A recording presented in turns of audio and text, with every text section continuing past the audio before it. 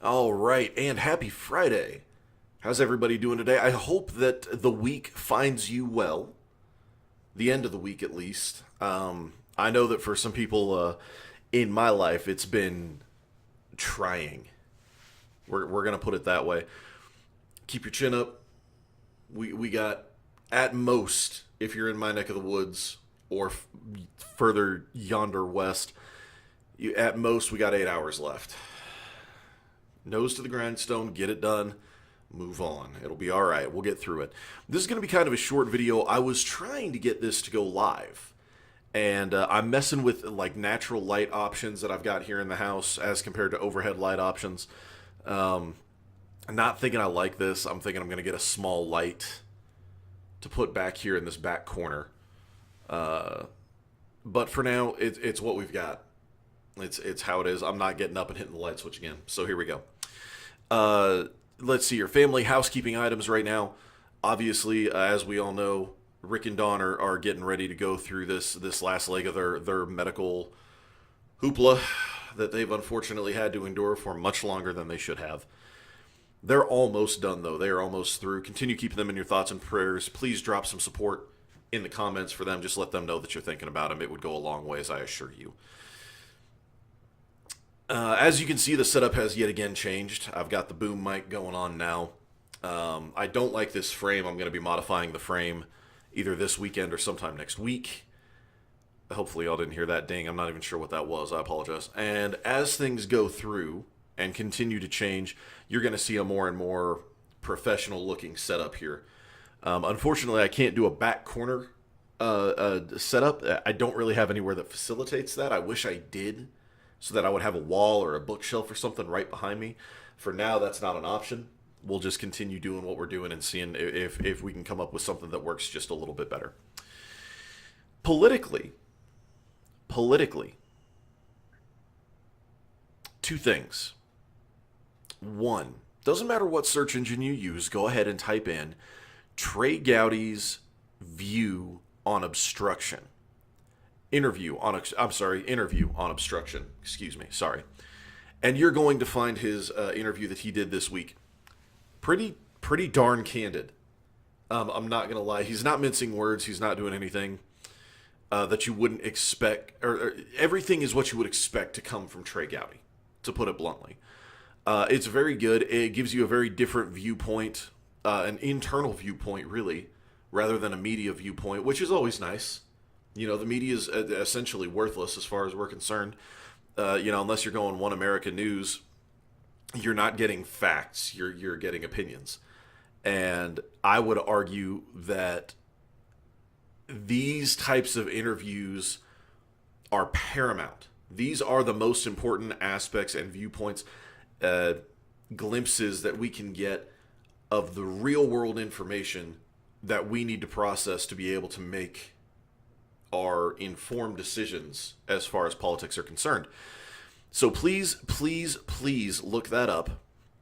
It's very, very good. It directly addresses why he thinks Mueller, as he puts it, punted the decision about obstruction over to Barr's office, and it makes really, really good sense. He's very careful to not, throughout most of the interview, not give an opinion on what he thinks about this, that, or the other. Just cold, hard facts. One of the reasons I do like Trey Gowdy as much as I do. Second ticker from the political standpoint is, of course, the threat and then back down and then new threat, and I don't even know what to think anymore, concerning closing the southern border. Let me give you a little glimpse into my life, okay? The people who support illegal immigration, illegal aliens, these people want you to believe that the people coming over here are either A, victims, or B, coming over here strictly to take the jobs that Americans don't want. Well, both of these theories have been blown out of the water, largely because of California, but also along here down the Texas border. What am I talking about? Well, a couple of different things. One, obviously, the massive, massive, massive flood of people that we are dealing with in this country today. Guess what? That has very, very little to do with actual refugees or anything like that. You're not a refugee crossing the entirety of Mexico with a smartphone. You're just not. I don't know. You can try to make whatever argument it's from a time gone by or or things are harder now or what. If things are that hard, I have a cheap, and not cheap, but not fantastic smartphone, much less expensive than a top of the line Samsung or iPhone, something like that. It's designed for my clumsy large hands to drop it, tactically punt it across a parking lot, skip a few times off its face, pick up, dust off, carry on, okay? Doesn't like videos, doesn't like apps, but it works. You know what the first thing I'm selling, if it comes to my kids eating or going hungry? I'm selling that cell phone in a heartbeat. Are you kidding me? That's not even a question. So life is not that bad that you're walking across Mexico, walking in parentheses, across Mexico with your cell phone. That's gone. These concepts are completely gone.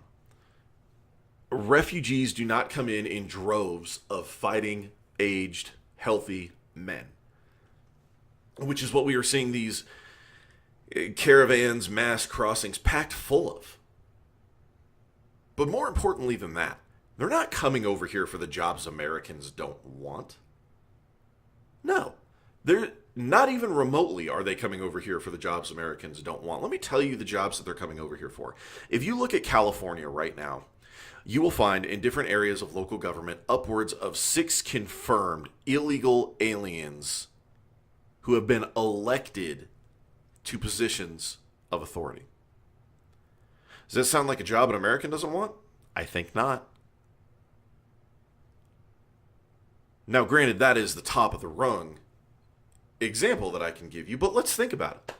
If they're all the way up there, are these people really coming over here to be trash truck drivers? Are these people really coming over here to be landfill workers? Are these people really coming over here to pick mushrooms and peppers and beans? Are these people really coming over here to work in the sewage system? No, they're not. Maybe once upon a time when illegal immigration was actually semi-controlled in this country, that was the case. That has not been the case for many, many, many a moon.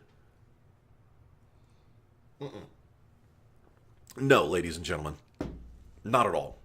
We know better. What they're coming here is for mid to entry level positions, to be cheap labor, to undercut what they know Americans expect for their trained services.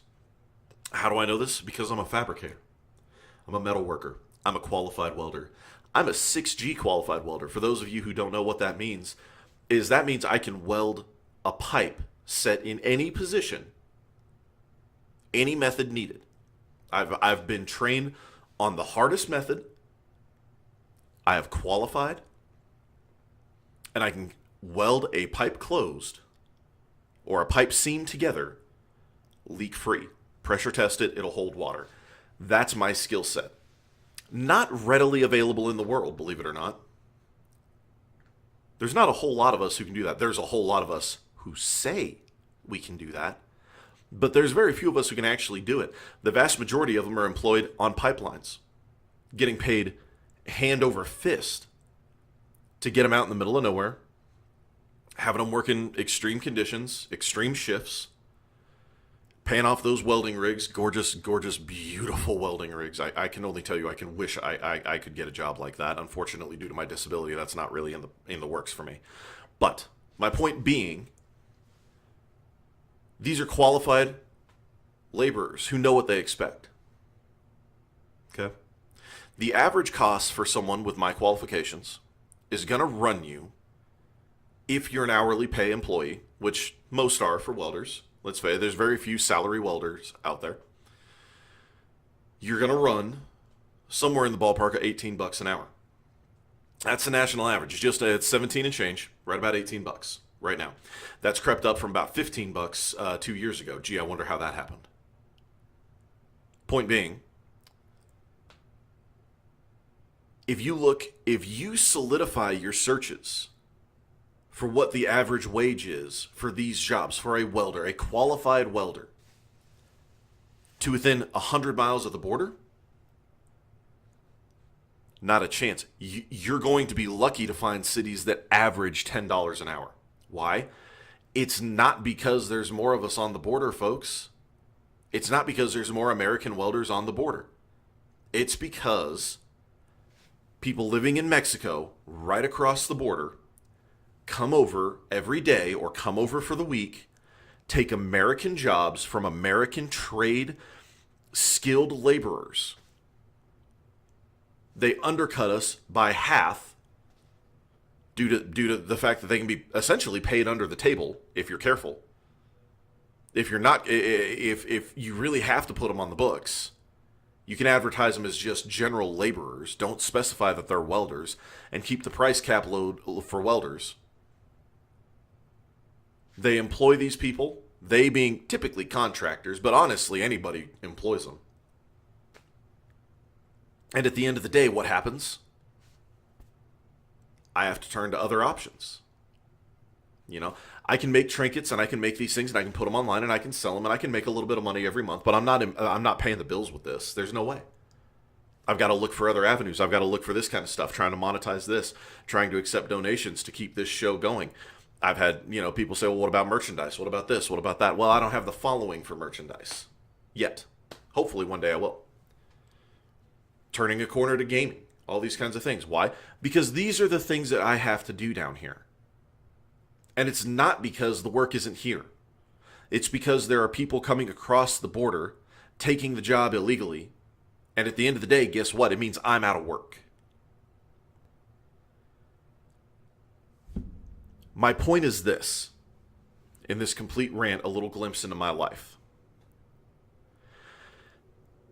If you are the president of the United States, do not get hardworking, skilled American laborers' hopes up. Those of us who are trapped here on the border who can't get anywhere else right now. Because believe me, there's a lot of us who can't get away from here right now. It's just not feasible. Do not get our hopes up by saying, you've got this much time and I'm going to close the border. And then turn around. I know, kitty. I know. It's infuriating. Sweet Pea says hello. And do not come in here and give me that line of crap. And then walk it back and say you've got a year to figure it out yourself.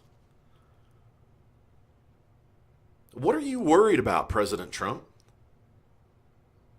The illegals aren't going to like you? Who cares? You politicked on the wall for way longer than you should have. We warned you not to politic on the wall for as long as you did. The consequence of the action of politicking on the wall is that now we are stuck in legal mitigation for however long. And sure, I get the theory now, okay? I hear what you guys are saying about there's a shift in the legal system, as you just described. He's using the wall to show that he's taken back chunks of the legal system because he's going to win through the legal system quicker than anyone expects and so on. That's great. That is politicking. You want me to believe you won back the legal system? You can do a 20-minute press conference where you're naming names and positions and states and federals and blah, blah, blah, blah, blah, blah, blah, blah. Great. Congratulations. Good. I'm happy for you. Don't politic with Americans' quality of life for those of us who are trapped on the border, dealing with the bleeding of illegal immigrants, illegal aliens every day. Don't do that. I was excited. I was sitting here going, I might not have to do another video again because here in a couple of weeks, I bet you anything, I'm going to be in hot demand down here. I'm going to have places I've dropped off resumes and done interviews at, calling me coming out of the woodwork, calling me. Jack, need you out here. Hey, are you employed? Can we give you some temporary work? Can we get you on here? Maybe have you for 3 months, 6 months, 9 months, whatever. Can we get you in here? And I'm hopefully not going to be here anywhere near that amount of time. But if I am, I'm gonna fleece your pocket. I'm gonna fleece my pocket out of your pay. You betcha. I had my hopes up. A lot of us down here had our hopes up. There are mechanics down here. There are welders down here. There are masonry guys down here. There are woodworkers down here. You name it. Who were excited. Yes, absolutely. Get me in the door. Do it. Shut it down. Shut down the Bordeaux. The Bordeaux? The border. Screw the avocados. That's where I was going with that. And give me an opportunity to get my feet in the door and show these people, yes, you pay more for my qualified American work, but it's worth it. I'm not doing the job 4 times. The cuts are made right the first time, every time. Everything that we as American workers pride ourselves on is made possible. Will you give us a chance to show what we can do? Good on you. I support it. Shut it down. Here we are. It's Friday and I'm reading about Trump talks tough on tariffs on Mexican cars. Who cares? Dude, what are you doing again? How did you not learn your lesson about politicking? You want to sit here and keep telling me you're not a politician. And I'm not here to play political games. You played a political game on the wall, and ultimately you did win, but that wasn't the most efficient thing. That's the problem with politics. It's not efficient. There's nothing efficient about politicking. Not even remotely. And now you're turning around and you're politicking again. Man, spine up. I want to use other language. I'm not going to. That angry. Grow a spine and shut down the border. Totally. Lock it down. Put concrete barriers up on the ports of entry. Send all the Border Patrol guys out to actually patrol the open border that has been left open. And lock it down. Do it. It ain't hard. Get it done. Quit playing these games. You are putting hardworking Americans who are, as I said, stuck on this border between a rock and a hard place. And frankly, we don't appreciate it. It's time to stop. It's time to do right by Americans. Stop politicking and just get it done. Frankly, if you want to know why liberals won back as much of the House as they did, it's because you're politicking. You want to drain the swamp like you said you were going to drain the swamp? You had 2 years of a Republican-controlled House and Senate. Put through the big issues, the pro-America, no other way to look at it issues. Take those, put them on the floor for votes, and get the names of the scumbags. That's how you do that job, and it ain't hard. I'm going to have to get used to having the microphone right in front of my face. It's very different.